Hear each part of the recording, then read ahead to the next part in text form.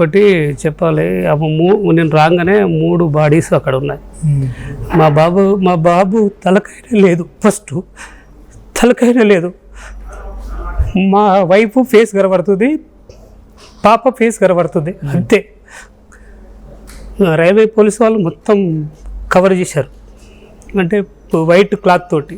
నాకు ఏం కనిపించలేదు, బాబు తలకైనా అసలు కనిపించలే.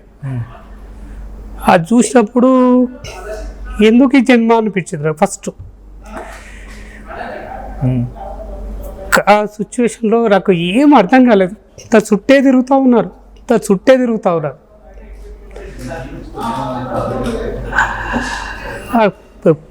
నెంబర్ ఏడ రాసిద్దో ఆమె రాసి నాకు అది ఏది కనిపించలేదండి. ఫస్ట్ కనిపించకుండా నేను ఒక 4-5 అవర్స్ దాని చుట్టే తిరుచుకుంటూ నేర్చుకుంటూ కూర్చున్నా. ఎవరిని అడగాలి ఇప్పుడు? నా పిల్లల్ని, నా భార్యని, మా అత్త బొమ్మడికి ఒప్పచెప్పి పోయారు. నేను నుంచి వచ్చే వరకు ఒక శవాల్లాగా ఆడ వండబెట్టారు. నేను ఎవరిని అడగాలి దాన్ని? నా పిల్ల లేరు, నా వైఫ్ ఏది? ఈరోజు నేను ఒక్కనే, నా పిల్లలు, నా భార్య అందరూ నా ముందే వెళ్ళిపోయారు.